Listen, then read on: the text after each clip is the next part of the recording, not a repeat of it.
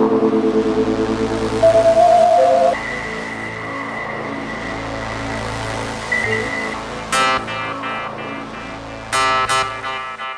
there, and thanks for joining us for another episode of Ronan Nazarene Talks.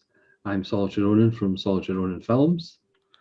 And I'm the other guy, And in today's show, we're going to talk about monster films, but mainly we're going to talk about John Carpenter's The Thing from 1982, because we both have a thing for The Thing. And then we might diverse the chat onto other things. Like what we were talking about just before we started, really, projectors. Yes. We went for projectors, that's pretty soon.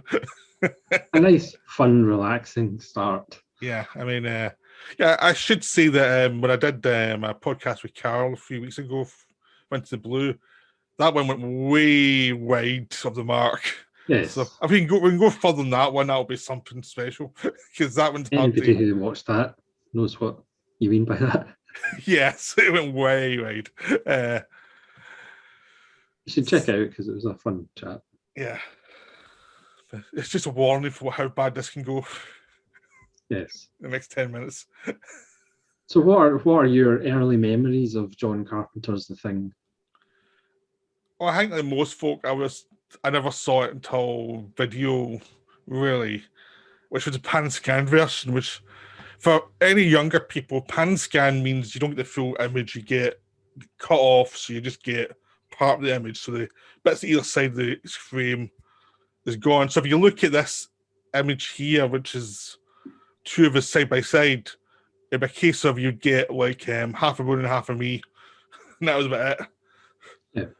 So that was how I saw it, really, because I saw it just after it came out in video. It was one of those ones that I was too young for in the cinema because I was 18. It's a hard 18. There's no messing about. It's a hard 18. There's so much gore and swearing and everything. Everything in it that would make it an 18. Yes. And it disturbed the hell out of me. It really did. It was just so disturbing. I wasn't even sure I liked it the first time around because I was so disturbed by it, because the atmosphere of it was so bleak. It was. Yeah.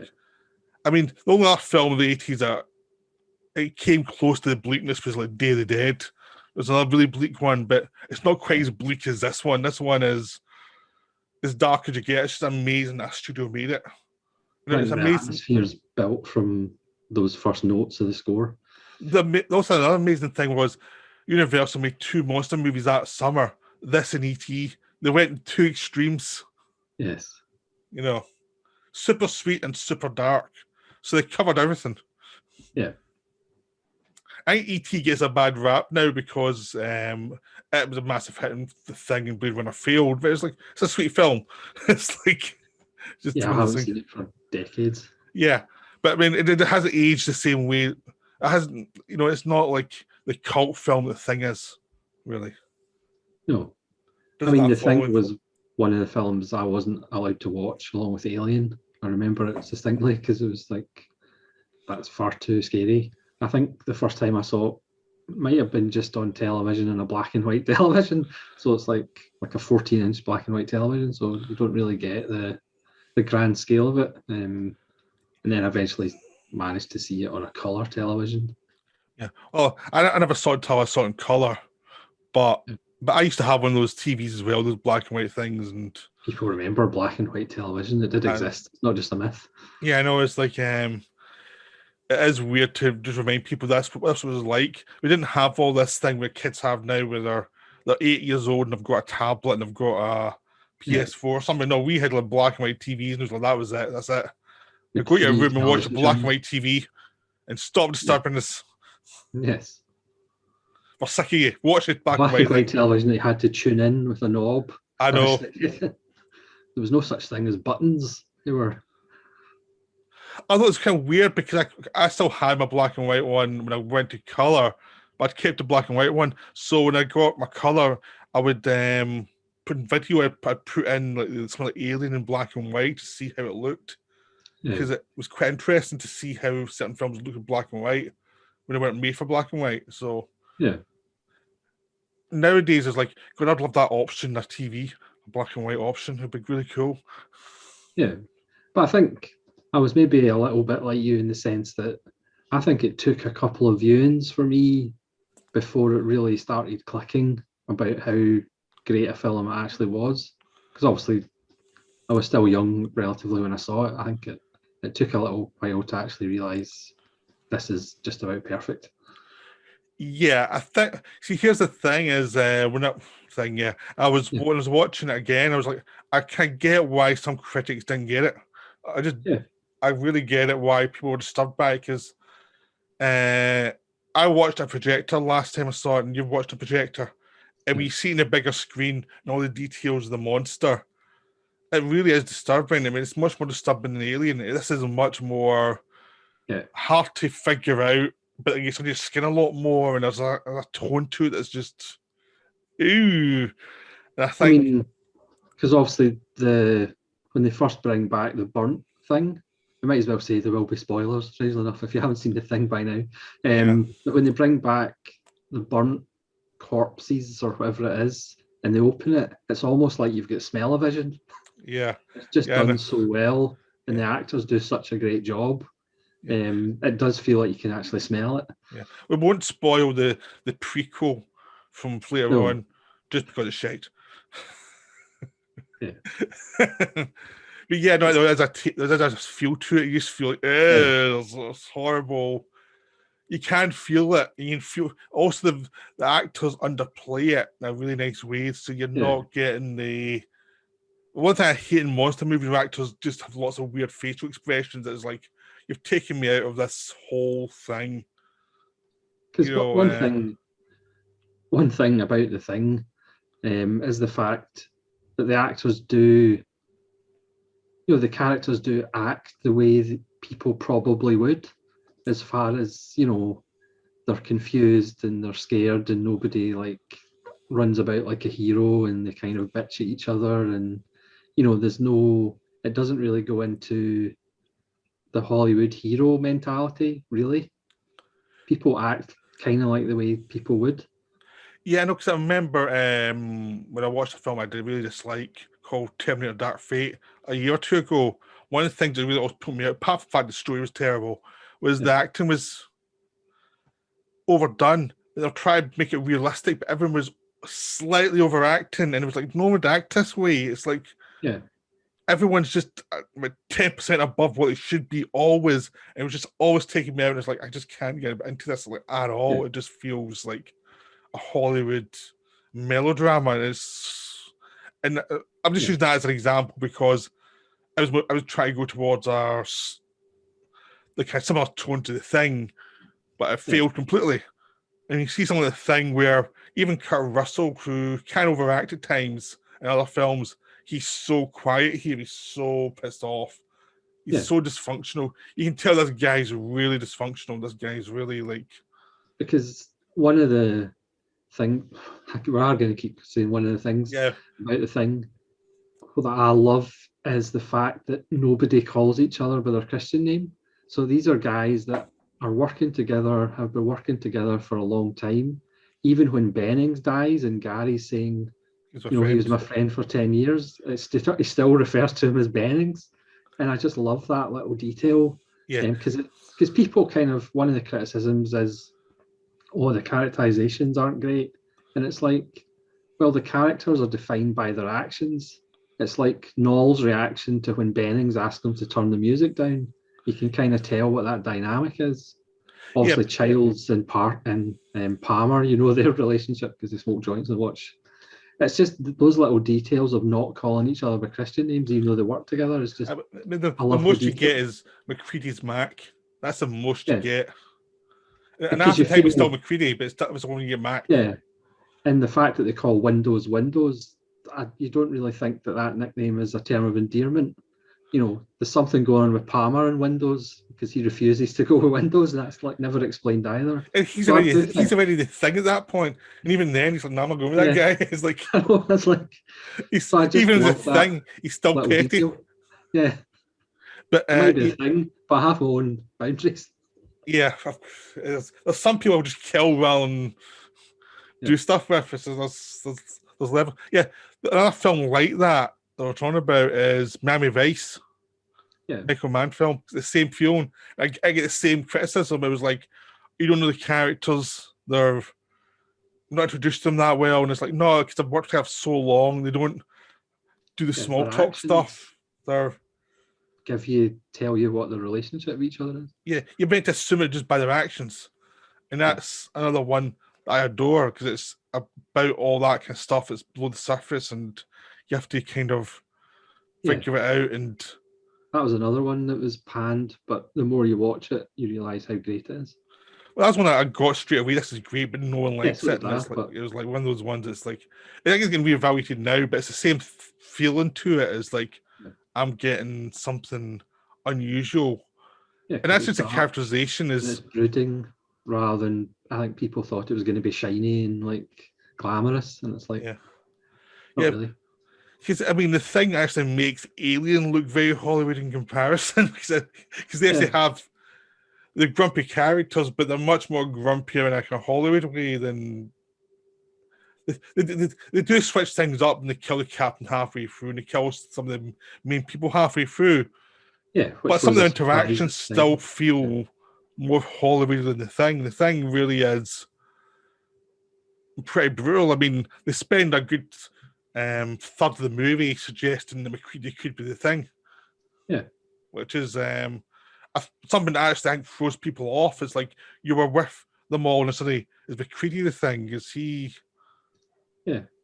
And again, that's another reason why it stands up, because as soon as you watch it, as soon as you get engrossed in it, it doesn't matter if you've watched it 50 times, you still kind of go, who's The Thing again? Yeah. When I was watching this time, I remembered, I figured out everything pretty quickly. There's a really funny bit in it, right, where they're talking about someone got really, and the two things at the time look at each other, and it's almost like they're both saying to each other, well, I didn't get him. Did you get him? Yeah. No, I didn't get him. It was because it was obviously Blair got him. Yeah. It's like, even they were like, I never got this guy. Something is... Because obviously the thing where you can, if you don't see a light in their eyeball, then they're The Thing.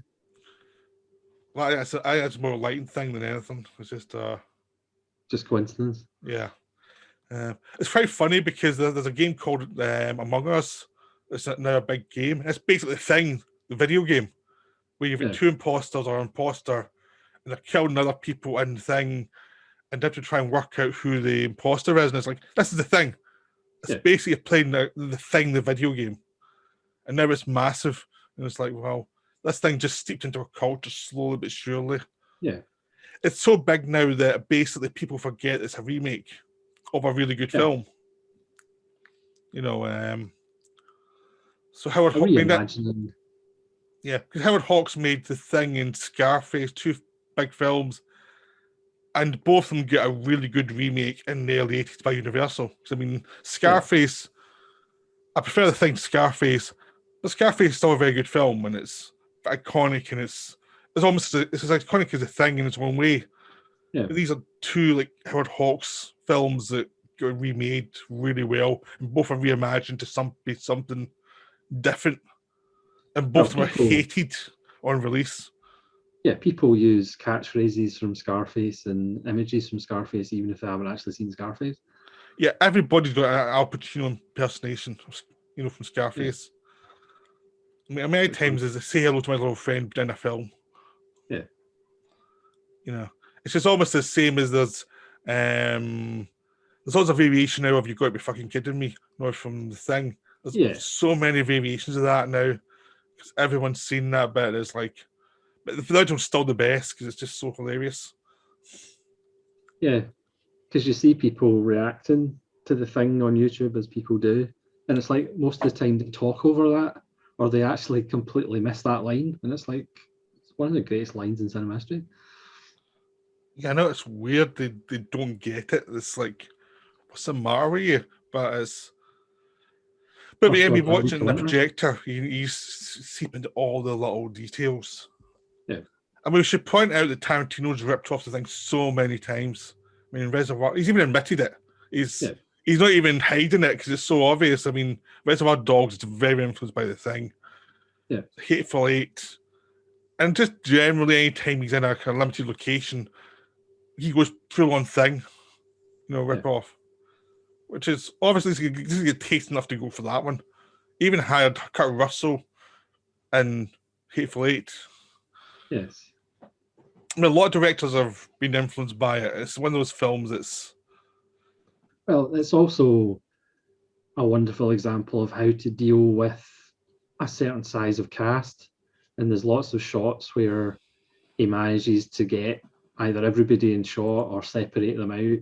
It's just a masterclass in kind of composition of having like 9 people at one time. He's always moving the camera a little bit. I think a lot of time we'd go from like 2 or 3 people in a panning shot, then we'd cut to somebody else in a panning shot, and going round the thing they're looking at, and it'd be certain shots, there'd be close-ups of like Blair talking about it, but all the reaction shots would always be moving slowly so you could get a sense of something that was unease. He has and there's that kind of sense that Kurt Russell, first time he goes up in a helicopter, he's not taking it too seriously, but the second time when I go into the crash site, he's not giving it away, but he's taking it a lot more seriously. There's something seriously wrong here. And he has an interesting use of fade to blacks a couple of times. Yeah, because when you expect Blair to reply, but he just looks and then it just fades to black. Yeah, there's also a suggestion with fade to blacks as the time's passed between that one and the next one. There's something going on. And it's like every character is incompetent at some point in the film. Yeah. And people who have been proven incompetent turn out to be not so bad, but not in a kind of Hollywood way. It's much more like they're just getting on with it way. Yeah. I mean, like the guy in charge of the station, he's like really incompetent in the first half of the movie. He's just insecure as hell, Donald Moffat's character. But as the film goes on, he actually does help out a lot more. Yeah. But they don't play it up as something amazing. It's just that that's them trying to survive. Yeah. And originally Blair's the lone figure of sanity, and he turns out to be a monster. Yeah. At the end, and he's the uber monster. They have to. He ain't Fuchs. Pardon? He ain't Fuchs. Yeah. Yeah. I do feel sorry for Fuchs. You feel sorry for them all because I mean, it's a terrible situation to. And there's nobody you don't like. Even Gary, like you said at the start, you might not like him, but he does kind of grow on you because again, they're in a terrible situation. I like how Windows is proven not to be the thing, and he dies almost instantly after it. Yes. It's like this fate. It's like you're going to life's going to be cruel to you. Life is going to be horrible. That's just the way it goes. Yes. Yeah, but just the cast is so good. I mean, we look at we have David Keith or Keith David. Keith David. I know they always like. It looks like I'm wrong. Keith David, yeah, and in most films that he's in, if he's a supporting actor, he tends to dominate it. Yeah. In this film, he doesn't. He's an important character, but he's not the thing. He's not maybe the thing at the end, but he's not he's not dominating the supporting cast, which he tends to do in other films because he's such a good actor, he's such a great voice that it's so easy for him to take over the support of a film. Well, this was pretty much his first film. Yeah. And as he said, he was in one of the documentaries, which are excellent. You should say that as well. The Thing documentaries are wonderful. He thought, oh yeah, I've done that. All the offers will roll in. And it's like, he waited like 2 years before he got another job. Yeah, no, it's like it's a shame he started off with a masterpiece that's a massive bomb. Yeah. But he did okay. I mean, I think the next one was Platoon or something he was in, or not long. He was in Platoon. Yeah, he had to wait a few years, but... Yeah, I know, but then after that he became a well-known character actor. So he did okay. Yeah, he worked for Brimley. Pitch Black, he didn't die. I know. Had to wait for the sequel to die. Yeah. Uber spoiler. Yeah. But yeah, you've been more for Brimley, you've been Donald Moffat, you have a lot of good character actors. So everyone's in it, and so even actors who you don't see very often after the film, there's other actors you see a lot of different stuff. They're all in it as one group. They just feel like a really good group. And again, I think that speaks to the shoot, where they had to pretty much bond and be together because there was nowhere else to go. I think that helps as well. That helps the atmosphere. I think it helped. They went. Did they not do the location stuff first when it was cold, and then they come back to the studio after that? So it's either they were really cold or really warm, acting cold. Yeah. So it helped bond them. I mean, even Kurt Russell, who'd had a few big hits at that point, even though he was never a mega star, but he's always a well-known actor. Even he fits in really well. He's the lead, but he's not trying to hog the camera or anything. He lets the other actors act in it. Because it's not like you're having a megastar as McCready and everybody else is like bit part players that you've never seen before. No. I mean, because Kurt Russell's a good actor outside of being a movie star. He can, if you give him a good part, he can really do something with it. And if you give him a bad part, he can do something entertaining with it. You know, he's a pro. Death-proof. Yeah. He knows how he earns his money. You know. Yeah. But he's I like how McCready is kind of damaged though. There's something up with this guy that's you get the feeling there's a reason why he's in the Antarctic. Yeah. It's almost as if he's hiding. It's kind of weird because there's quite a few characters really dysfunctional. It's almost like there's a lot of Travis Bickles in something and then the thing arrives, which makes me even more paranoid. Yeah, like Palmer, he's completely disconnected with the entire world, pretty much. Yeah, he's high from the first minute. And Sheldon's probably not that far behind him. No. And Sheldon's getting high the whole time too. But they're one little groups within the base. You have Sheldon and Palmer.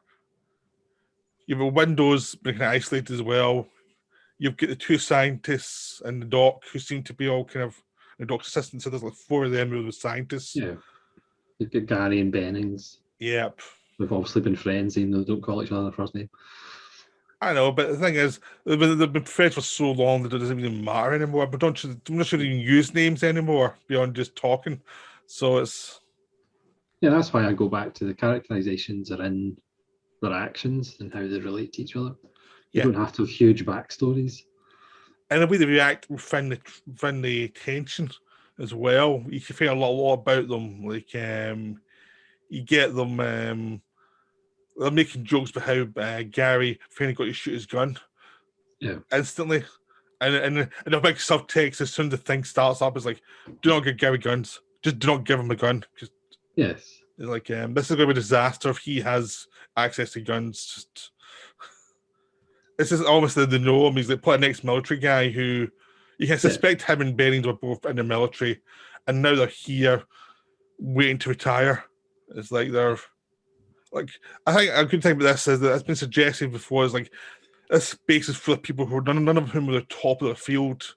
They're all kind of the middle group, mid-level skills. I mean, Phil and Blair and McCready are both people who have pasts that make them like persona non grata with certain people, so that's why they're there. Yeah. Like, Blair seems way more intelligent than anyone else, but he suggests he's kind of blunt, so you feel that he probably got in trouble somewhere down the line. And the doc's the same way. He's got like even in his nose, and he's a bit odd as well. So there's quite a lot of them have probably moved there because they're the odd ones. They're the oddballs. Just get rid of them. Put them somewhere they can be useful, but we don't want them here.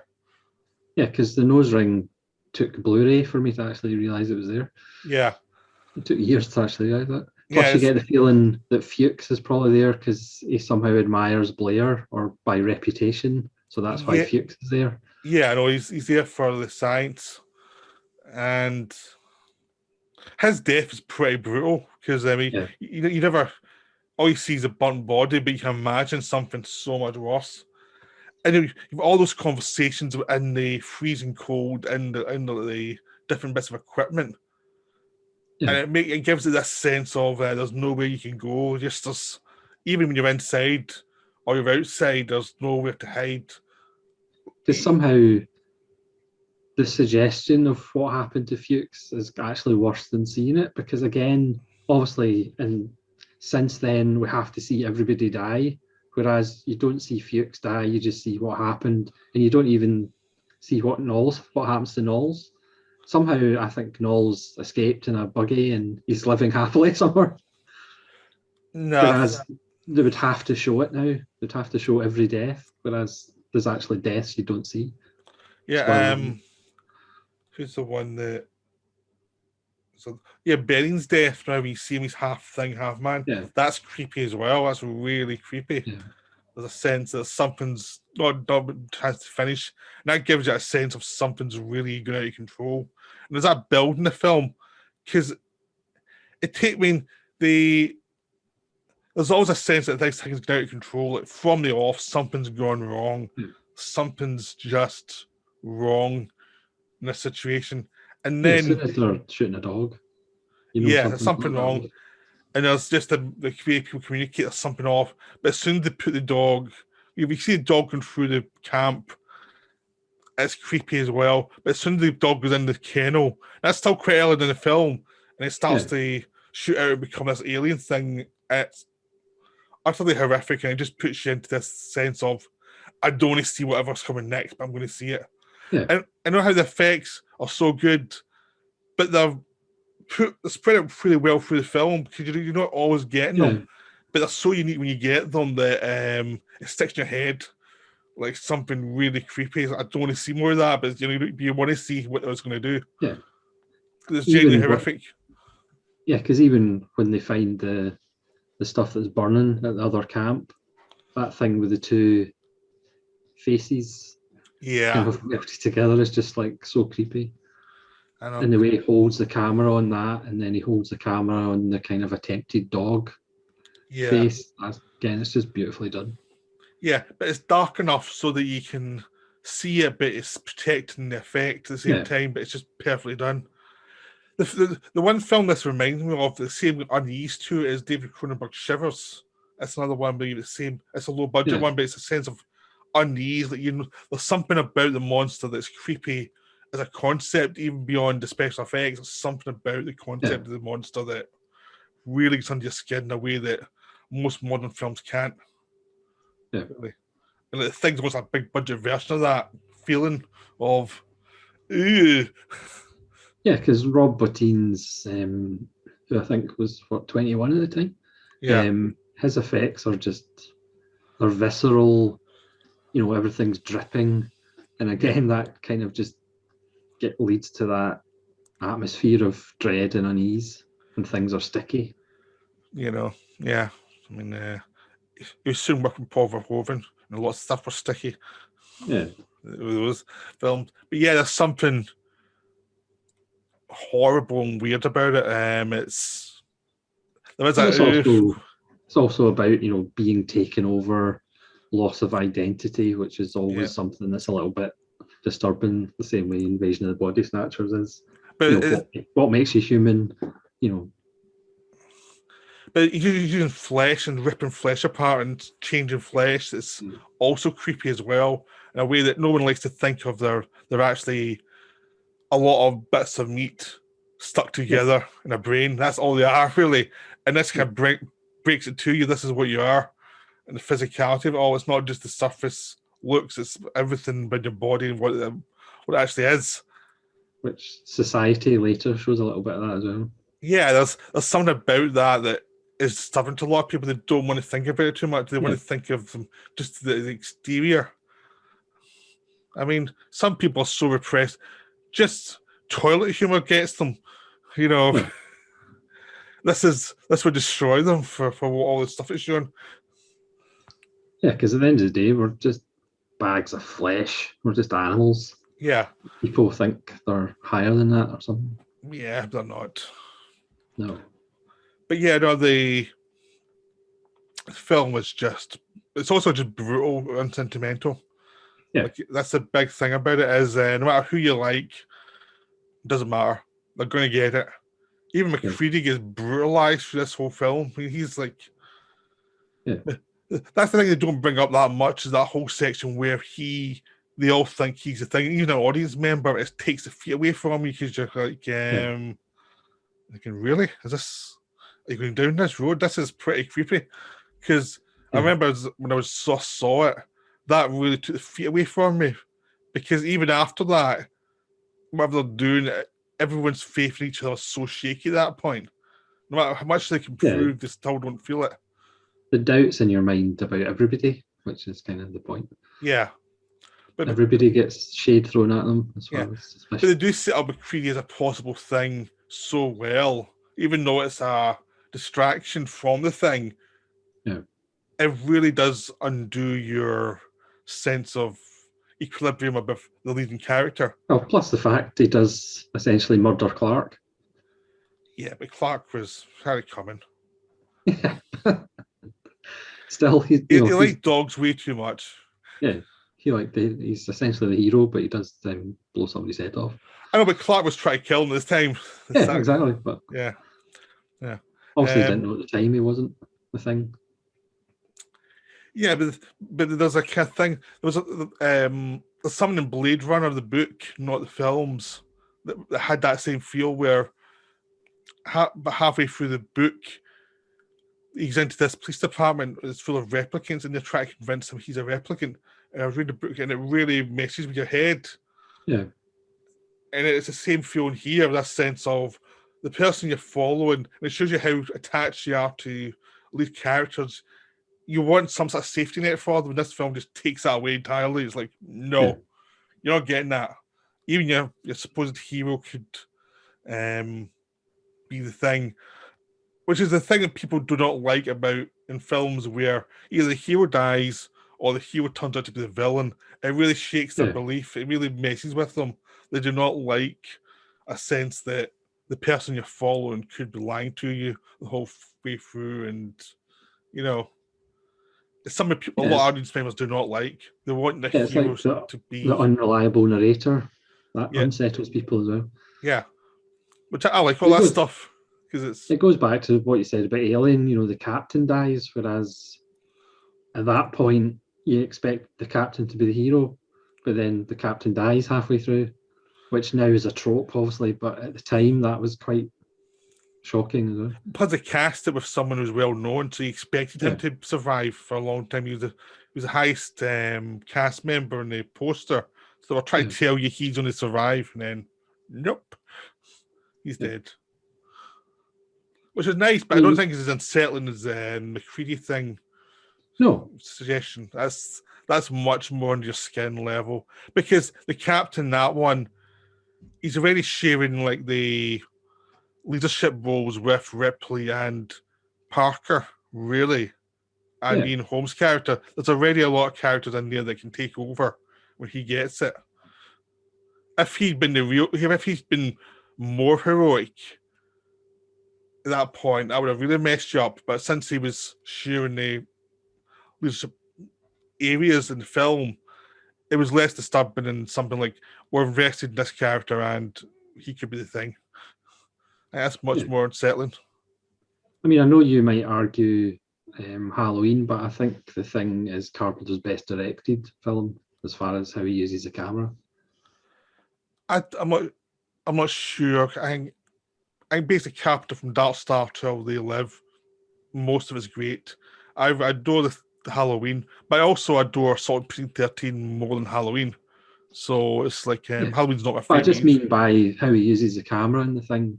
It's a different style, though. I mean, he's using the camera in Halloween in a very seductive way, and it's just always floating, and it's a totally different feeling to it. It's like it's going for a different effect. Yeah. So I wouldn't compare them. It just feels like there's something that Carpenter style, but he does change style a lot for this film, so it's very appropriate for the story he's telling, because it's a much darker story.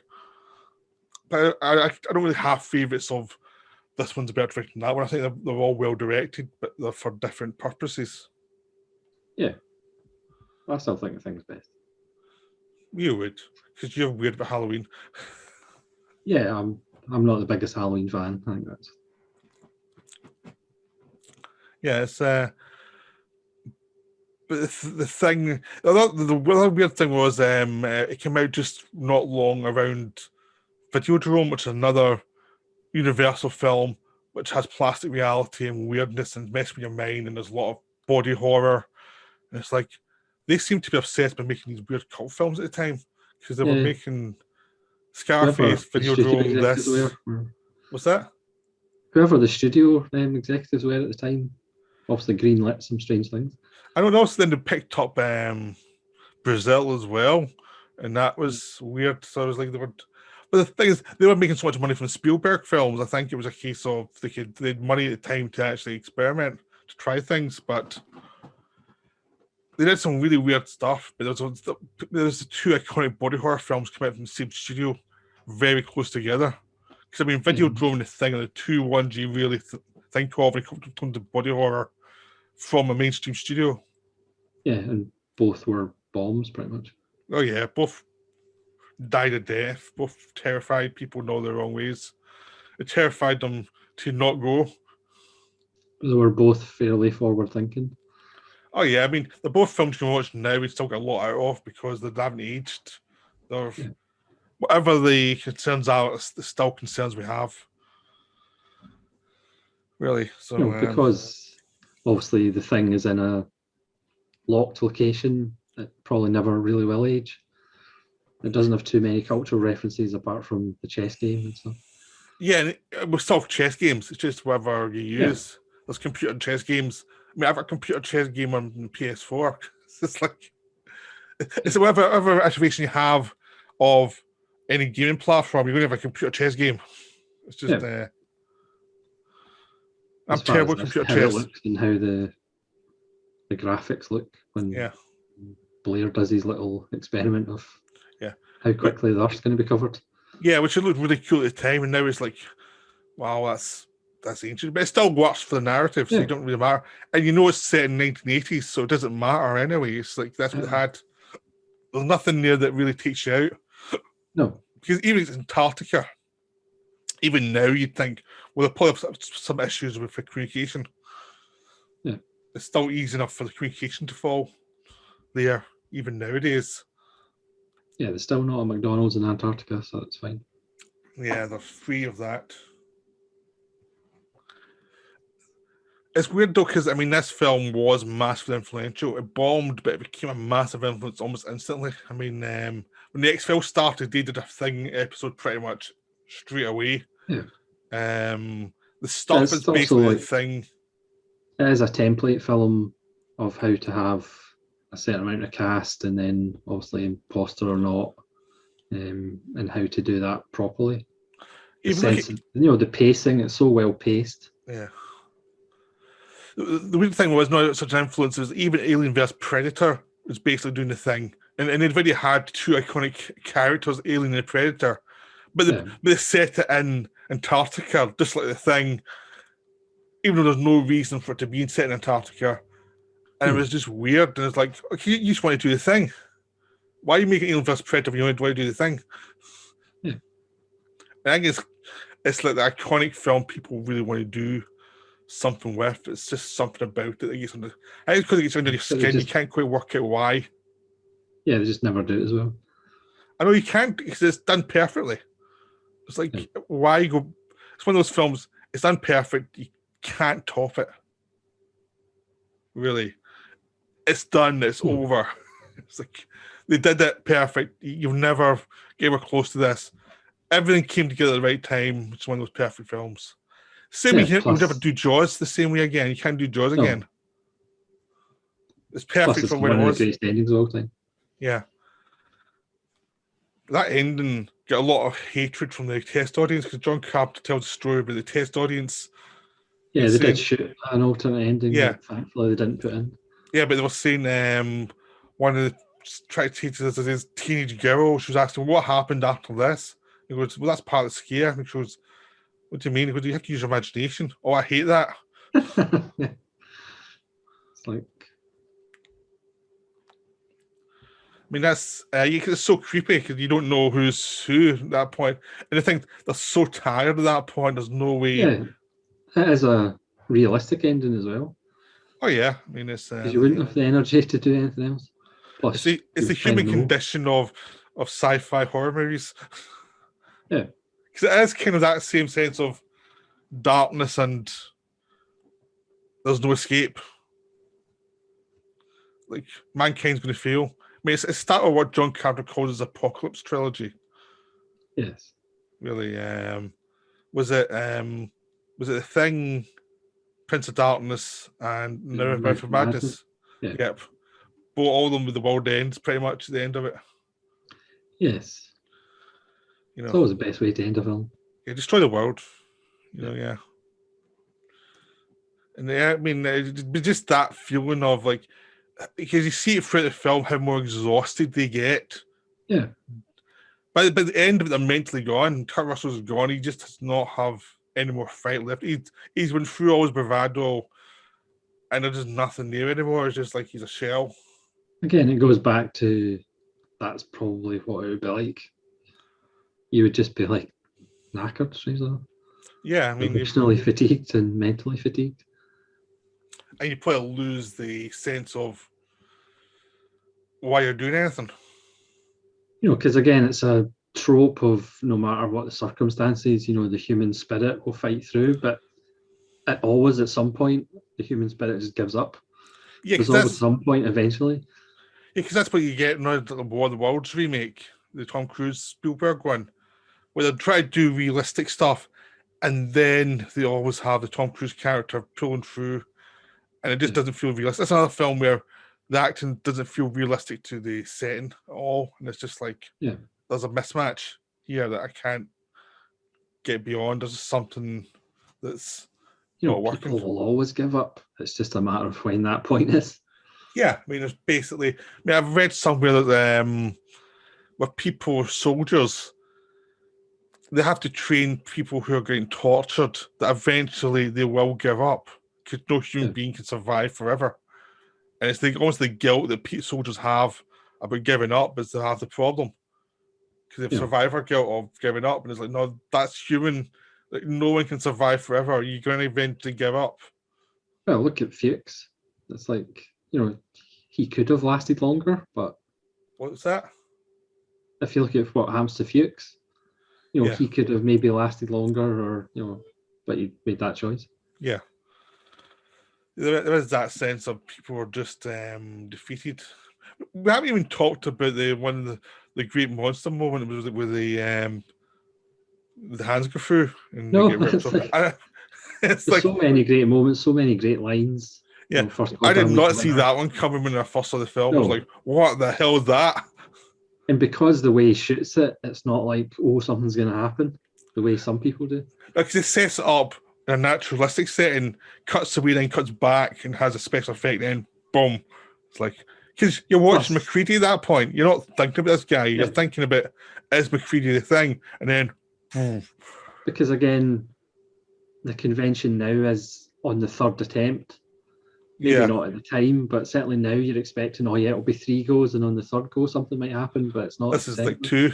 Yeah, it's like, just as you're doing something, boom.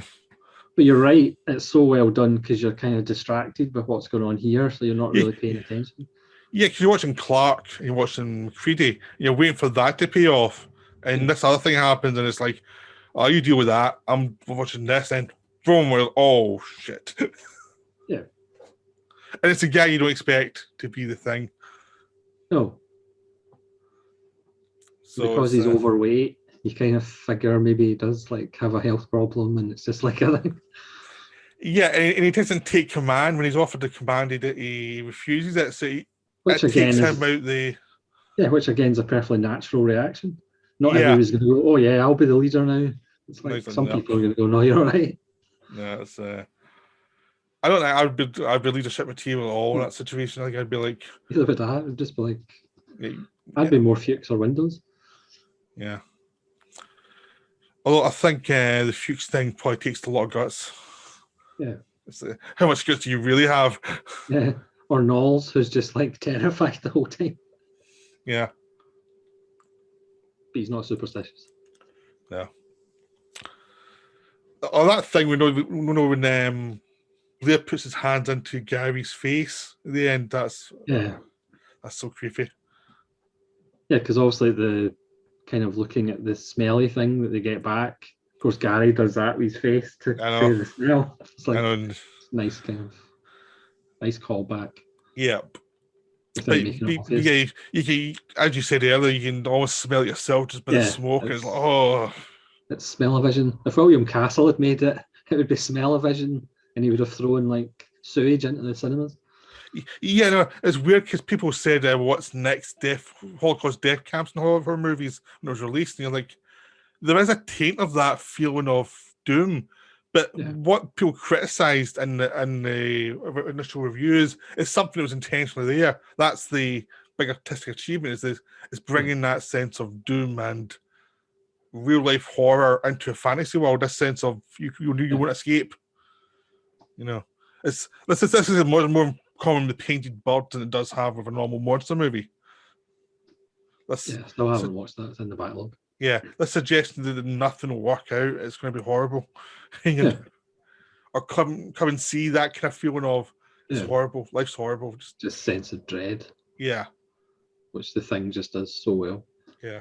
Because it doesn't cop out and actually give you any chance of survival or escape. Everybody dies. They're all dead. That's it. You're dead.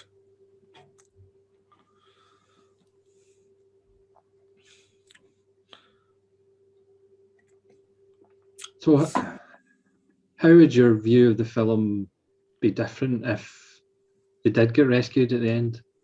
It would ruin it. It would just ruin it. There's obviously lots of great stuff in it, but I think that ending just elevates it. Oh yeah, I mean, it'd be a massive letdown if they survive. You just don't. The whole mood and the whole acting has been like they will not survive, but just this sense of they're going for the down ending and it doesn't matter, they have to die.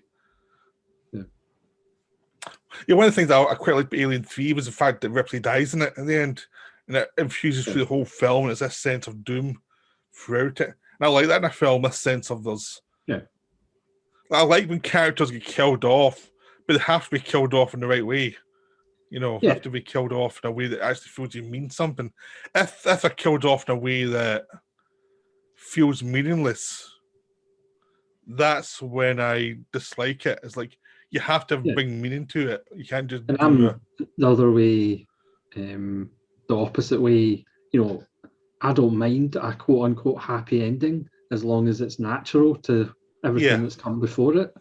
If you have a film that's going like that and then all of a sudden there's a tacked on happy ending, that's when you get upset. But if it's earned and it's natural, then I don't have a problem with happy endings. I prefer bad endings. I know, but look at the happy ending in Die Hard. That's a really great ending. That's the best way to end that film. You can't really have a down ending there. It feels really earned for all the shit you went through. But usually when you try those kind of endings, it doesn't work because you don't like the character that well. And I know there's examples in the 30s and 40s with the Hays Code of films that were kind of bleak and grim, and then obviously there's a happy ending, but there's reasons for that kind of thing. But if you don't have studio pressure, and as a filmmaker you choose to have like a tacked on kind of happy ending, it's really quite upsetting. Yeah, look at Jaws. Jaws is a perfect ending. It's happy, but still Robert Shaw dies in it. Quentin dies, but it's still a really satisfying ending. You can do it just as long as you don't just tack it on. You have to be consistent with the world you're in. And that ending is consistent with the world they're in. There's just no way around that ending. Someone has to die. Yeah. So or someone has to steal each other and you're drunk. Yes. Yeah. Because I was watching 40 Hours last night, and that's really bleak from an early 80s film. And it's like, this is a mainstream film. I mean, there must have been a lot of really depressed people in the arts during this period because this is a very bleak film. Yeah, it's been a while since I've seen it, but again, Walter Hill always had that kind of quality. Yeah, it was surprisingly bleak for Nick Nolte's character is basically a functional alcoholic throughout the whole film, and he says a lot of racist, horrible stuff. Yeah. And Eddie Murphy's basically a pimp, and it's like, those are your heroes. And it was great. If he made it, it would be a PG-13 version. I know you couldn't do it now, but that was a time people could be flawed, and even then they were saying, "Oh, compared to the '70s, these characters are much more sellout." And it's like, not really. Yeah. No, they're still pretty brutal. I mean, compared to Taxi Driver, maybe, but not compared to most films. No. Never anybody talked about how dysfunctional some of these characters are. They almost are almost a level of being in a Scorsese or Abel Ferrara movie type of thing. Of they're so dysfunctional. Yeah, because even though it was made in '82, it could have easily been made in '77. It feels like a '70s movie. Yeah. Just the same way Star Wars was an '80s movie, even though it's a '70s movie. Yeah. Just the sensibility. But yeah, no, I mean, the thing is amazing. The thing still holds up in a really great way. I think I've done about 4 videos on it by now. I've done so many videos. It's a film you could literally watch once a week and you wouldn't get bored of it. Yeah. But it's one of those films, it's one of my most covered films, even though the videos never do well. But I still do them anyway because I want to talk about it everywhere. It's just... Again, you can read it as however you like. You can use it as a metaphor for whatever you like. It's open to interpretation. It's open to conspiracy theories. It's any body horror stuff is like metaphor. It's always a metaphor for aging, for disease, all the rest of it. But also metaphor for, they don't go into as much metaphor for mutation, and the mutation as a flesh, almost mutation of your soul. There's all those kind of elements. But this one is pretty malignant. It's almost like this is hell on earth. This creature does not want anything good for you. This creature wants to destroy you. I mean, that creeping, insidious kind of feeling of something foreign creeping into your life, into your your body. It's almost like someone telling you what to do. It's almost like a metaphor for like extreme capitalism, extreme communism, that kind of thing of someone trying to tell me what to do, what to be, what to think, and you could I'd suggest that, but mainly it's just a fear of something unknown that you can't quite place your finger on. That's like what the thing really has, that unknown quality. It's like you have a lot of theories, but the thing that's really creepy is it's still kind of unknown. It's the same with Body Snatchers. It's like you have a lot of theories about it, but the unknown quality is the thing that really is scary about it. It's certainly the thing. Apart from taking stuff over, whatever, there's no real motivation for it. Apart from it just needs to survive. Yeah, it's just a creature. It's like if it was a deer, it would run like hell. That's what this one does. It's just try to survive. It doesn't care that much about these people and doesn't dislike them even. It's just like, well, I'm trying to survive. I came to your planet. I'm trying to survive. You're the first one I saw. Poor bastards. Yeah. And of course, you couldn't get away with no women in the film now. No. That's another thing that kind of makes it pretty unique. Yeah, but we did some of that stuff they do to some of the bodies to a woman in modern Hollywood, they would have a fit. Yeah. You couldn't do that nowadays if I want to capture a woman. Even when in the remake, in the prequel thing, she did not get anything. There's one woman character and she did not get anything done to her. And it's like... Yeah. Can you tell they were scared of doing that? They were not going to do that. You don't see it. So it's... Yeah, so... Well, we don't really count that film, though. That's not a real film. No, it's a kind of botched opportunity. Yeah. Even though the commentary is interesting, because the filmmakers were trying to do something but got circumvented. By the studio. Who couldn't they wanted to do physical effects, but... There's also a lack of dread just in the characters and in the... The tone's not the same. I know. There's too many actors who are hogging the camera. No one's quite got the tone right. Trying to be kind of faithful, but it just got derailed.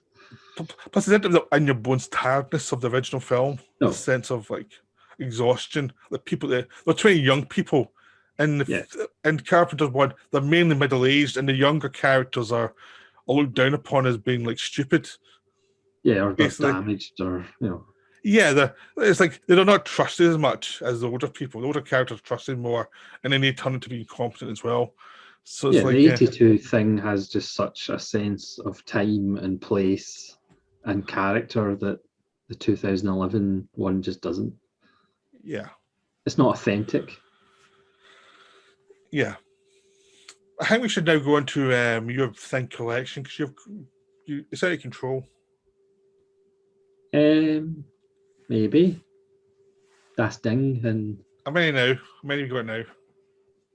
I think it's only 13, 14. Maybe. All right. I have one. I only one. I mean, there's a couple of ones you sent me photos of that look pretty, but I'm not paying all the fortune you spend on them.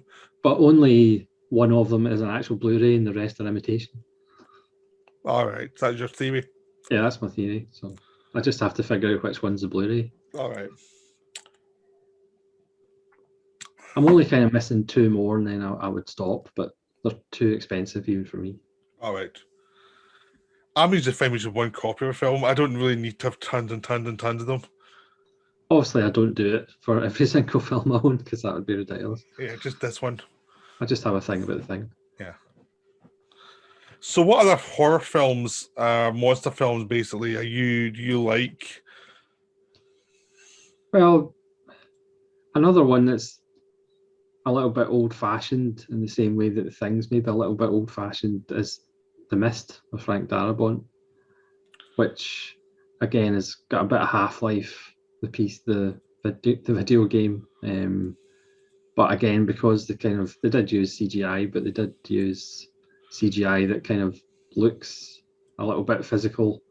And again, that has a nice sense of dread as well, based on the Stephen King book.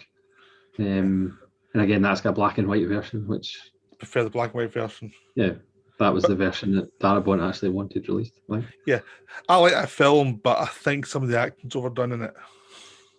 Yeah, it's I like the lead actors and I like the mood of it, but I think some of the supporting actors a bit cheesy and it takes away from the sense of dread.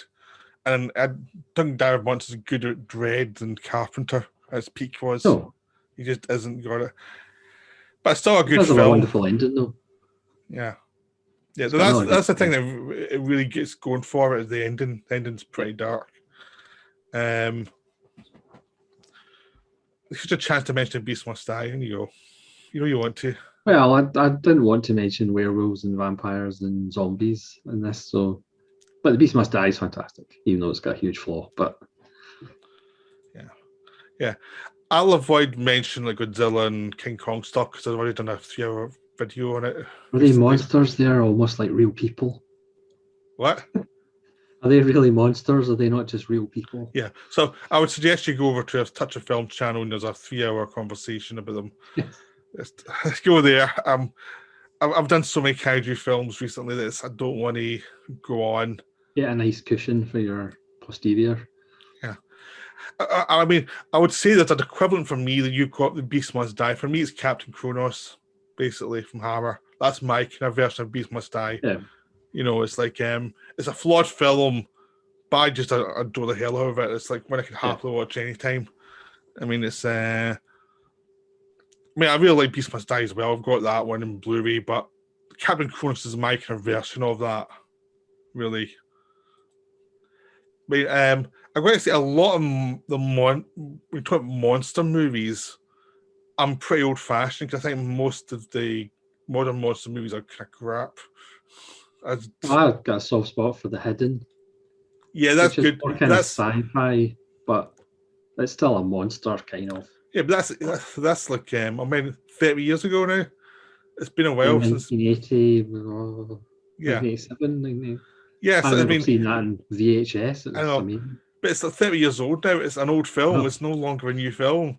I still don't think of it that way, but I know. Yeah, but that's the thing. Is like, the monster stuff is like I liked the monsters from like Inferno and Suspiria, that kind of witchy thing. Yeah. It's quite nice, but it's fantasy. It's not to do with the thing, but it's a different kind of monster, that kind of different feel to it. I mean, I do have a soft spot for Rogue, but also that's more a creature feature than a monster. But that's the crocodile one. Crocodile one, yeah. I've got that. I haven't watched it yet, but I'm going to. Because again, that that kind of plays on expectations a little bit. I think it's a really nice little film. There's Black Sheep, the killer sheep movie. Yes, there is. That's one. You've not seen that one? Troll Hunter is a fun little film. Have you seen Black Sheep? Yes. Yes. I thought it was quite fun. It's silly. It's silly as hell, but it's fun. You've Peter Jackson ones, the Brain Dead and Bad Taste. They're fun creature features as well, but they're very self-indulgent, very weird and strange. The remake of The Blob. Yep, that's another nice one. Written by Frank Darabont. Yep. And again, I was just going to say, and again, characters that you like get some bad endings. Yeah. I mean, the original Blob's kind of garbagey. It's pretty boring, really. I mean, the remake. The original. I've got the original Criterion one. Yeah, the Blob remake is a perfect example of remakes that are better. Oh yeah, I got the Criterion one, and it's boring. The original's boring. It really is. But I mean, there's another one from the 80s, like Company of Wolves, which is a nice, very good werewolf movie. It's a bit different, all about women and girls becoming women and things like that. It's anthology. That's a different type of monster movie, but I think it's quite a nice one. I think in the 80s, there's a lot of ambitious monster movies that kind of lack nowadays. Like, I think nowadays we're just going for creature features like Jurassic Park movies and stuff. We're not going for ambitious stuff, really.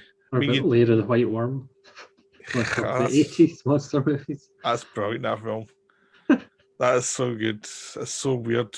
Apparently, I watched an interview with Hugh Grant recently. He was talking about it, and he was like, Ken Russell was kind of drunk on set. He would ask them, is this logical what we're doing? Ah, shut up, just do a save. And it turns out Hugh Grant's fond of that film. I thought he hated it, but it turns out he was quite fond of it because it's such a weird one.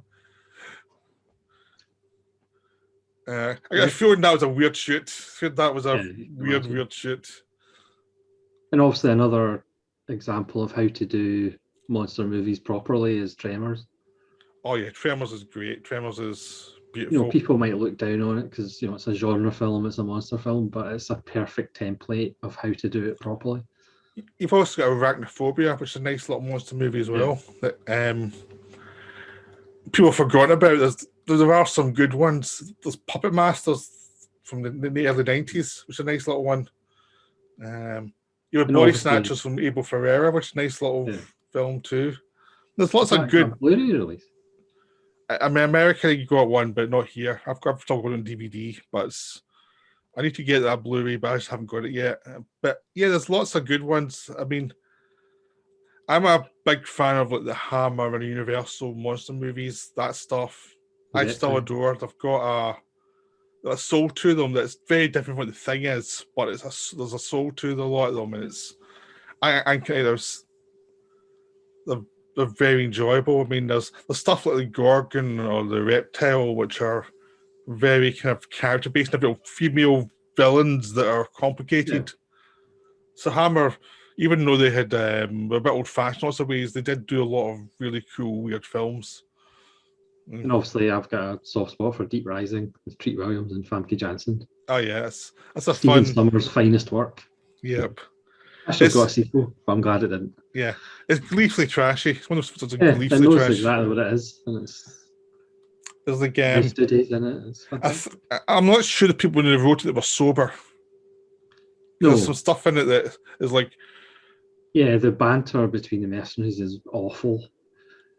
The mercenaries' behavior is completely awful as far as just a complete lack of professionalism. But it's flawed, but it's cheesy and it knows what it is. It's very enjoyable.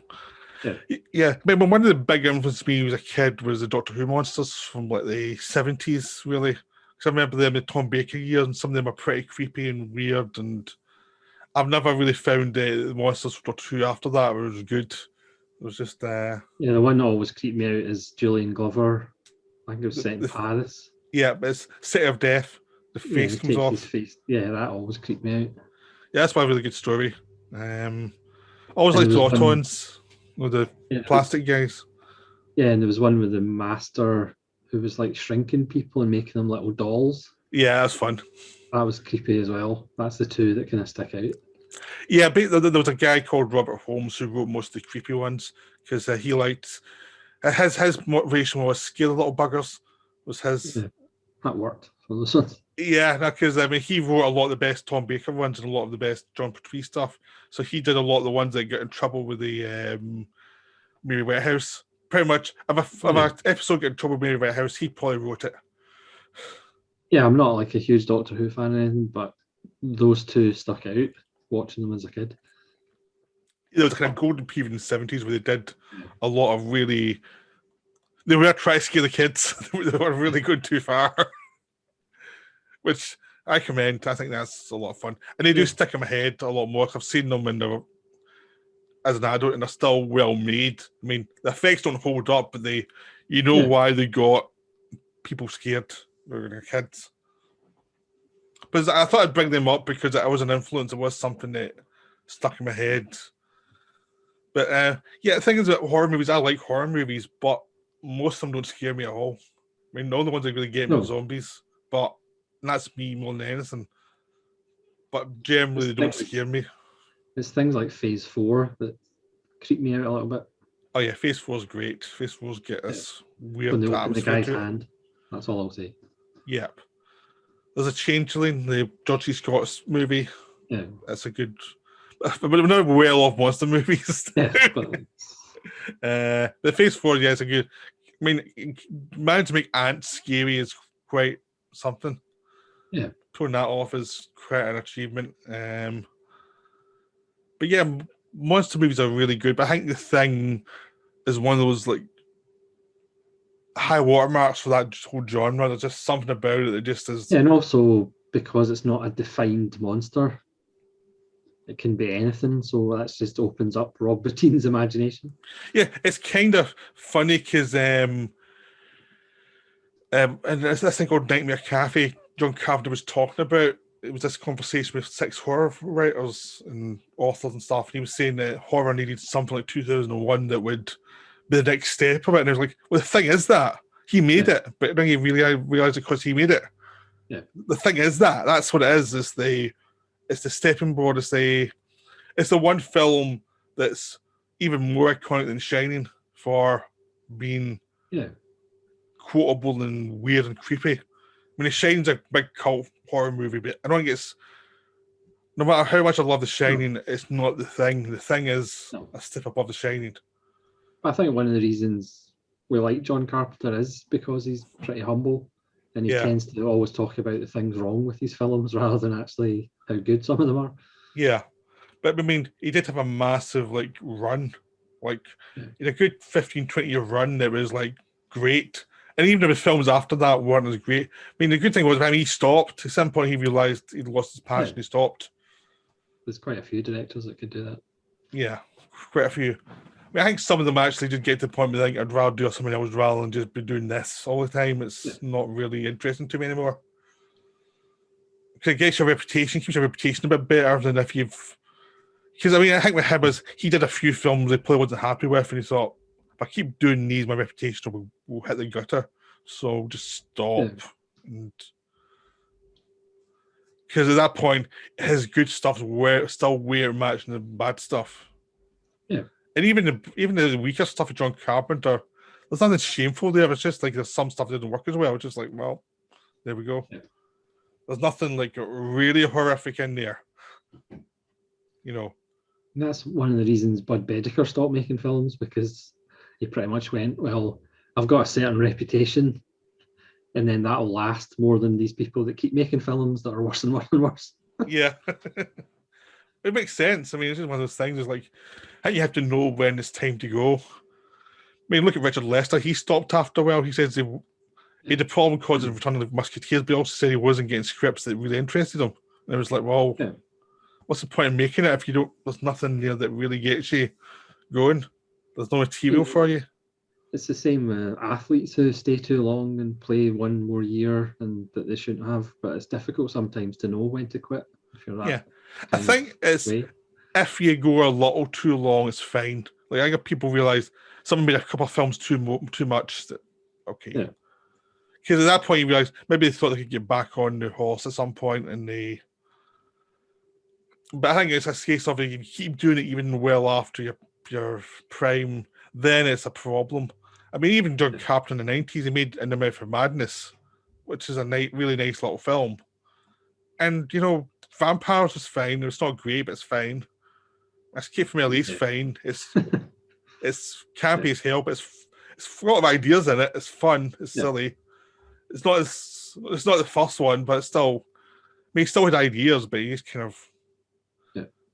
But at some point he stopped, which was good because he stopped before it got And really again, bad. he is one of those directors who you think would have less studio interference, but he still actually had lots of studio interference with his films generally.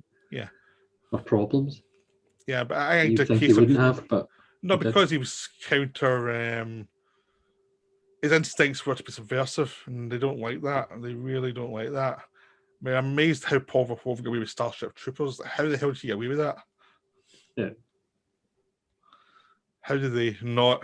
Got guns in it. Yep. So yeah, that's a talk on The Thing in monster movies. Mainly The Thing. Fairly random. Yeah. So we're going to get projections for a little bit first, then where we go, just so that we can try and convince other people to get some. Yes, well, you can tell our viewers how projection has changed your life.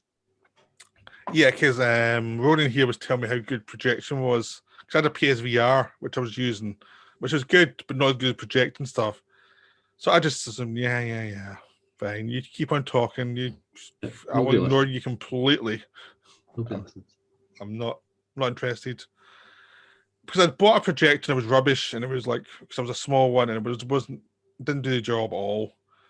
And then I managed to get just because we're in lockdown, it was a case of I was getting frustrated. There was no cinemas to go to at all. I was just really annoyed. And obviously behind me you can see I've got a screen here which I can just Velcro up. So I got a projector, a decent size one. I did research, got a decent one. It still wasn't what I really needed, but it was good. And then after I bought it, I realized this is really cool. And then I got a different one. I got a half price. So basically, for what I spent on the two projectors was basically what I'd paid for the one. So I gave my other one to my friend. Yeah. So it's pretty good that way. So I basically a 2 for 1, really. And yeah, it's great. Projection's great because you can literally sit. If you look behind me, I can put it on the bed, project onto the wall. I can put a seat over where those that little stand is behind me, and I can watch films like quite a high distance. You can see quite a lot of detail. If you get a 1080p one, you can get a lot of detail. I mean, you can actually project 4K stuff through it. Ronan's got like 720 just now, but he's got his stuff once. He's had it for years. I mean, I've had mine for 12, 13 years, I think. So it's due for an upgrade, but it still does the job brilliantly. I mean, again, the first film I watched on it was Once Upon a Time in the West, and it was just like pretty jaw-dropping. Yep. So do you project onto a wall? Yeah. So just because, a white wall. The lumens now are so good that, I mean, my wall's not even, it used to be, you need a brilliant white wall, and it's like, you don't really, not anymore. Yeah, because, I mean, when I project against this is a sheet I got because I've got a green screen for my videos. So this was a spare one I had from buying it. I was like, what do I need a white screen for? I don't need a white screen. But I had it, so I was just hanging up there, and I was like, oh, I can use this projecting. So now I use it as a projector, and I can just project onto it, and it's not even a great screen. I mean, it's even when you project onto it, there's like folds on it, but you don't notice it when you're projecting. It's just nothing here. And Yeah, it really works. I mean, you can see crazy stunts and you can see crazy detail. I mean, watch The Thing, all the details of monsters was really creepy and weird. And the atmosphere of it all was stunning. Yeah. So, I mean, you think you get a lot where you've got a really good TV, but what you're missing is scope and scale, which is the big thing you're missing, in depth, really, in depth of detail and what you can see in lots of little details. Yeah, I mean, I watch films in the television that I've like downloaded from Virgin Media or whatever, but I generally watch films on the big screen. So. Yeah, and even now, stuff you download, you can actually just project. Because I've got Amazon Fire Stick. I can just plug it into the projector, and I can project stuff from USB ports now. So yeah, I can project things from like my Amazon account or Netflix or whatever, and just project it onto the screen, and it's fine. I don't even need to put wires connected to anything. I mean, one of the things that I was kind of told when I first got it is, oh yeah, you'll go through bulbs, quite quickly, and it's like I've had that for however many years, and I've changed the bulb once. And it's how much do the bulbs cost? About 80 quid. Oh, I just take them out and put the new one in. Yeah, I mean they said, oh yeah, a couple of years or whatever, and it's like I've had it for like 12 and I've changed it once. So. Not bad. Yeah, I mean, mine's the first one I had. It was just because my screen was too big for what I had there. It was a bit dull, but it was still a good projector. So I've given it to my friend who's probably got a smaller wall, so he'll be fine with it. But this one's so 1080p. This one, and it works really well. You get a lot of colors. Yeah. The color's great. The detail's great. So if you've actually got a film with 48 hours, but it's a very grainy film, you see all the grain, so you don't feel you're losing anything. If you've seen a kind of more a film with a lot of colors in it, you see all those colors up. You can change it around from standard to vivid or have your own settings. Same with the sound. But I just stick to the preset settings because it's quite good once I've got that. Yeah, I mean, if you're into cinema and you have a house with walls, it's a no-brainer. Well, house usually comes with walls. I mean, it's you never know. Yeah, you never know what the kids are up to these days. Might just have the structure, and they just climb up and down like monkeys. Yeah. Even then, if you have a house without walls, you can buy a sheet and hang it up, and you'll still be fine. But it's really good for films that I've got, because I tested mine out in like the Gamera films, because that's when I got them when I was watching those films, and the big monster fights are great fun to watch on this stuff. But also, if you watch something like Mad Max, you watch and think, well, how did no one die making this film? Yeah. You can watch dramas and you get all the close-ups and the details in the faces. Yeah, so even films that you've seen many times before, if you put them projected, the stuff that you just weren't aware of before, which you're almost like seeing it fresh again. Yeah, I tested out Tales of Hoffman on it and it looked amazing. Old films look great. Yeah. Black and white films, you can see depth, tons of depth in the image. Like some of the Double Indemnity I tested out, I didn't watch the film, I was just testing out the black and white and it just looked great. I've tested out like Bride of Frankenstein, it looks great. Black and white, it looks stunning in it. Old-fashioned films that are done Technicolor look amazing in it because they were shot differently and they've got like these bright color schemes to them, and they just look amazing. Yeah, I mean stuff like the Katsy trilogy and Baraka and Samsara, it's just like a visual feast that you don't quite get if you're watching it on like a 40-inch telly. Yeah, I mean, that's the thing. There's certain films that I'm happy watching TV, it's fine, but there's other ones that's like, no, you can't want the depth. For this one, you want the actual scope. I mean, it's not that I watch every film on projector. I don't. There's just certain ones that's like, you probably don't need it. It's not. But there's other ones you're really doing yourself a disservice not to watch. Like films where the directors actually have put the effort in to actually make it good, to make it visual, to make it interesting. You kind of want to project them. You know, films were made to really be seen on a big screen as possible. I mean, watching Lawrence of Arabia projected is what it's supposed to be. Watching Michael Mann films projected, watching Miami Vice projected is like rather fantastic.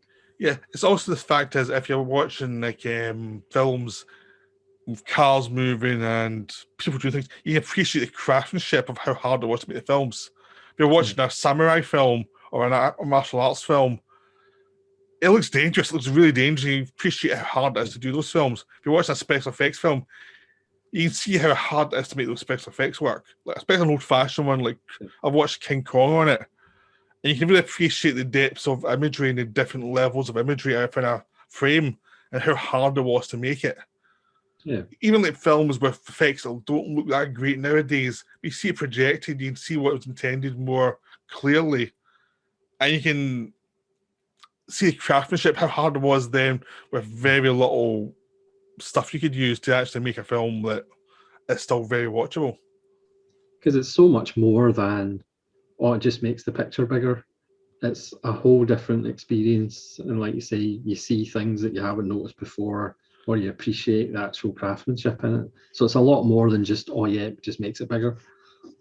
Yeah, because I mean, when I did PSVR, you were seeing it as if you were in the cinema, but you can only have it on for so long. Like, I really couldn't watch it for films. Yeah. Now you can watch. If you've got the projector, you can watch a longer film and see the details. And because there's certain films I wanted to see in the big screen, I couldn't, like Elephant Sitting Still, which I'm now planning to watch. I'd like to. I always wanted to watch Heaven's Gate in the big screen just to see the detail. Now I have the option of doing that.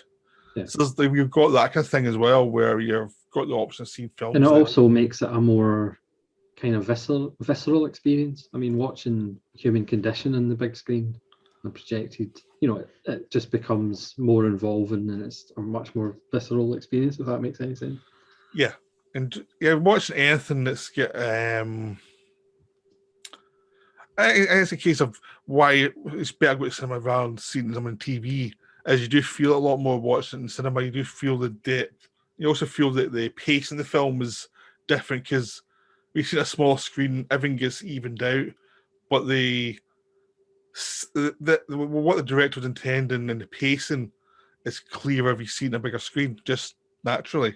So with projecting, you can actually see it that way, and you can sense of what the director intended from the visuals and from the sound and from the layers of sound and the layers of visuals. Because one thing I noticed with King Kong original was how the sound came in and out, which I never really noticed in TV at all, and how the stuff that we were feeling like subconsciously, but you were actually noticing a lot more like how much it affected you. Yeah. So I mean, I've been watching more trashy stuff just to test it out, but now my plans to move into more like better films. But I didn't really go towards Michael Pill films until I was secure that I had this thing worked out before I could watch those kind of films. No, he's in for a treat. Yeah. So I mean, I think if you... Oh, you go. No, you go. I was just going to say, so if you're on the fence, I mean, I would highly recommend it. It's not as expensive as it used to be. And you'll get a lot more out of films that even you think that you will look at them in kind of fresh eyes almost. Yeah, I would recommend you check the settings though, because a lot of them say they're 1080p or something, and you look in the small print and it's like 720 or something. You have to look and see the minimum is 1080p. Yeah, if it says something like supporting 4K, that doesn't actually mean it projects in 4K or supporting 1080. So you better look, but you can actually get stuff for like £180 for the support that actually is 1080p. It's not supporting it. But I'd avoid going to eBay. Just go to Amazon for this one or something that's I found like curries were a lot more expensive, so Amazon was probably the better one to go to find a decent price for a decent model.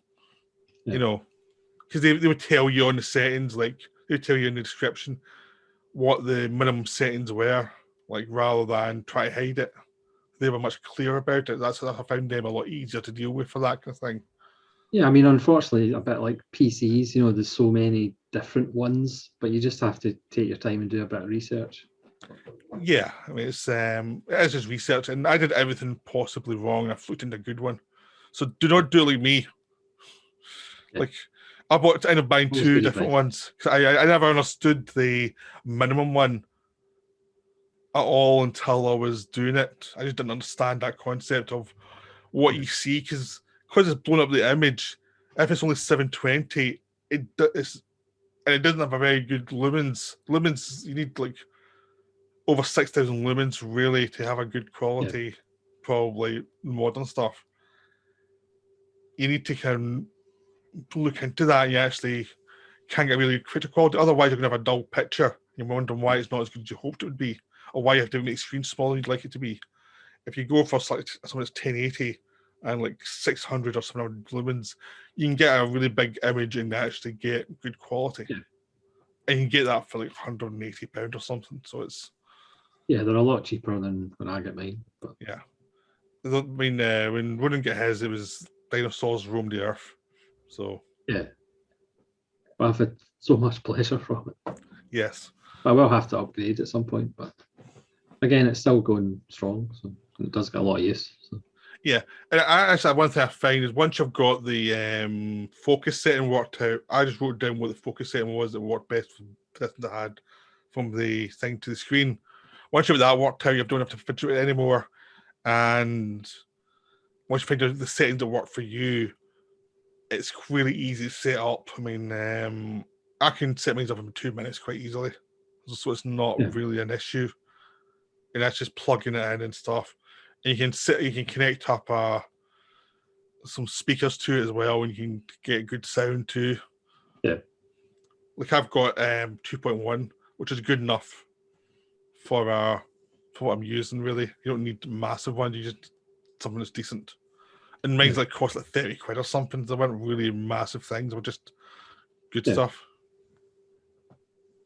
I would highly recommend it if you're on the fence. Yeah. Because it is really good. It really does make your life a lot more fun in watching just cinematic movies, really. I think there's a lot of movies you don't need it for, but there's the cinematic ones. If you really want to be serious about watching directors, it really helps you understand what they're about. And then next time I'm realising there's so many films I watched last year and I want to rewatch on the projector. And it's like my backlog's just suddenly jumped up even more. Yes. Thanks to Ronan. No bother. Bastards. No bother. Yeah. So yeah, I watched Gemini last night by Tsukamoto, and it looked amazing on the projector.